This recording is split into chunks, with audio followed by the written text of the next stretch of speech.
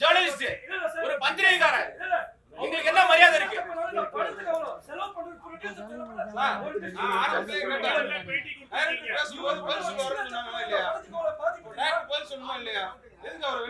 அவர் ஆனந்தம் அவர் சொல்லிருக்காரு, அவரே பதில் சொல்லிருக்காரு, அவரே பேட்டி கொடுத்திருக்காரு. யார் பேர் சொல்லிருக்காரு சொல்லுங்க. ஜெகன் தான் சொல்லிருக்காரு, டைரக்டர் தான் சொல்லிருக்காரு யார் எழுதுறது. Okay sir, 5 minutes. Trans India நிறுவனத்தில் வந்து 2014 வருஷம் நான் ஒரு ஆபீஸ் பாயா சொன்னேன். ஒரு ஆபீஸ் பாயா எனக்கு இபி ஆகினாருங்க முதலாளி. எங்கேயாவது நடக்குமாது? நான் வந்து பெருசா படிக்கல, பெரிய அழகு கிடையாது. இந்த கம்பெனில வந்து என்ன சேர்க்கறதுக்கு நிறைய பேர் வந்து எதிர்ப்பு தெரிவிச்சாங்க. முதல்ல இந்த கம்பெனியில எப்படிப்பா ஒண்ணு சேர்ப்பாங்கட்டு. எங்க ப்ரொடியூசர் வந்து ரொம்ப கீழே உள்ள இடத்துல இருந்து மேல வந்து வருங்கனால என்ன முதல்ல பார்த்தாரு. ஒரு மனிதனை பார்த்த உடனே எனக்கு நான் ரொம்ப நெகட்டிவா இருந்தேன். நமக்கு ஒண்ணுமே கொஞ்சம் எழுதுவேன், இலக்கியம் படிப்பேன், அது எல்லாத்துக்கும் தெரியும், உங்களுக்கு தெரியும். அப்போ வந்து எல்லாரும் என்ன சொன்னாங்கன்னா, நீ இன்னும் ஒரு பார்க்க ஒரு இதா இல்லையப்பா, அவ்வளவு பெரிய கம்பெனில வேலை செய்யணும். சாரி நேர்ல பார்த்துட்டு என்ன சொன்னாங்க, நான் பேச முடியல, சாரி ரொம்ப பேச முடியல, கவலையா இருக்கு. இப்படி ஒரு இந்த மேடையில நான் இப்படி வந்து நிக்க வேண்டி இருக்குன்னு நான் சத்தியமா நினைக்கவே இல்லை. அப்ப சார் என்ன சொன்னாங்க தெரியுமா? ஃபர்ஸ்ட், நீ ஆளு நல்லா ஹைட்டா இருக்கியப்பா, இது எவ்வளவு பெரிய பாசிட்டிவான விஷயம் தெரியுமா? ஹைட்டா இருக்கிறது ஒரு பர்சனாலிட்டி, நீ அதை போல நினைச்சுக்க அப்படின்னு சொல்லி ஃபர்ஸ்டே ஊக்குவிச்சு, நான் ஆபீஸ் பாயா இருக்கும்போது எந்த சேரை தொடச்சனோ அதே சேர்ல சார் என்ன உட்கார வச்சாங்க.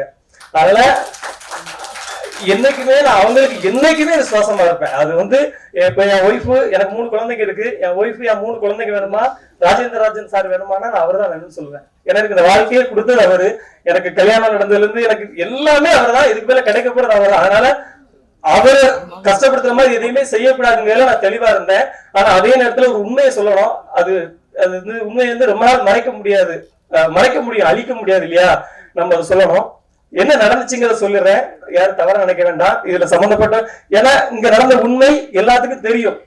அதனால ஆனா சில நேரத்துல சில பேர்களை வெளிப்படுத்த முடியாது. அது பூபதி மாஸ்டரா இருந்தாலும் எடிட்டரா இருந்தாலும் எல்லாத்துக்கும் தெரியும், அதை வெளிப்படுத்த முடியாது.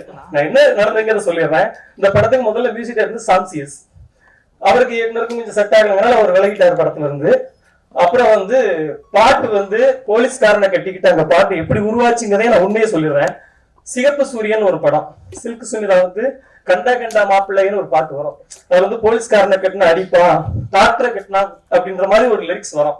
அப்போ வந்து நாங்க வந்து மலையாளத்துல ஒரு பாட்டு வந்து பெரிய ஹிட்டான ஒரு பாட்டு இருந்துச்சு. அந்த பாட்டோட டியூன் எடுத்து மியூசிக் டைரக்டர் அனுப்பணும். அப்ப நானும் இருந்தா, டைரக்டர் இருந்தாரு, கோ டைரக்டர் காமராஜ்னு ஒருத்தர் இருந்தாரு. அவரு தான் இதோடைய மூல கர்த்தா. இந்த பாட்டுக்கு ஐடியா சொன்னது அவர் தான். இப்படி ஒண்ணு பண்ணலாம், அவனே மியூசிக் டைரக்டர் இருந்து அந்த டியூனை உள்வாங்கி ஆனா அதை காப்பி அடிக்கல, அதை விட பெஸ்டா ஒண்ணு கொடுத்தாரு. கொடுத்த உடனே அதுக்கு வந்து டியூனுக்கு வார்த்தை எழுதணும். எழுதும் போது டைரக்டர் உட்காந்துருந்தேன், நான் உட்காந்துருந்தேன்.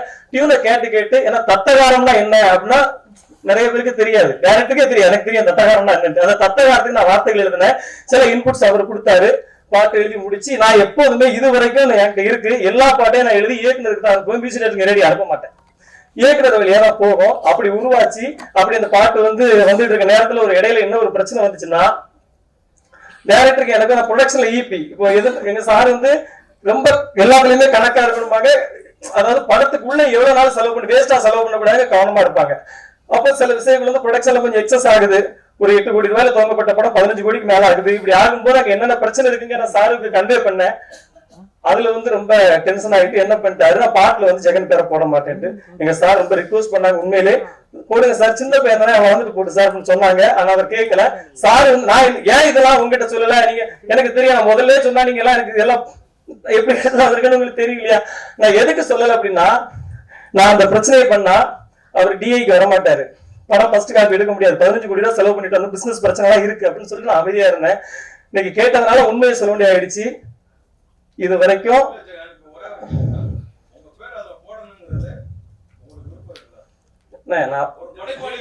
கண்டிப்பா கண்டிப்பா கண்டிப்பா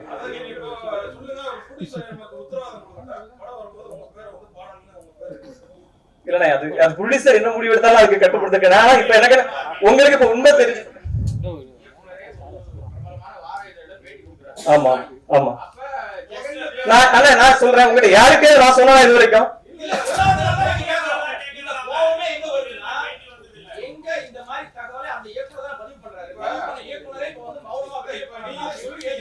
எல்லாரும் முன்னாடி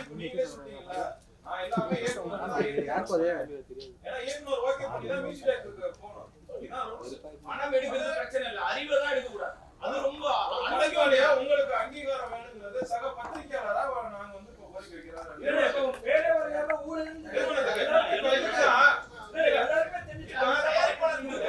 நீங்க எழுதுன இப்ப பாருங்க இதுதான் ஃபர்ஸ்ட் டைம் நான் கவனத்துக்கு வந்திருக்குது.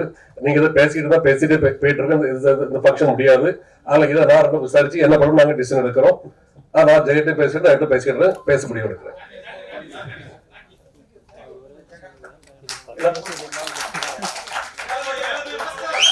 ஆமா, ஒரு 4 பாட்டு மெயினான பாட்டு. அந்த பாட்டு அது 3 ஒரு சின்ன சின்ன பாட்டு 4 வரிகள் தான் வரும். அது வந்து ஏற்கனவே சொன்னதுதான். ரொம்ப நன்றி, ரொம்ப நன்றி. அதாவது தரவியது அறிந்தாலும் சத்தியம் தான் அழியாதப்பான்னு ஐயா வைகுண்டர் சொல்லுவாரு. அந்த சத்தியத்துக்கு சாட்சியா நீங்களா இருந்ததுக்கு ரொம்ப நன்றி. என்னால யாரும் மனவர்த்தப்பட்டிருந்தா நான் பாதம் தொட்டு நன்றி மன்னிப்பு கேட்கிறேன். Thank you so much.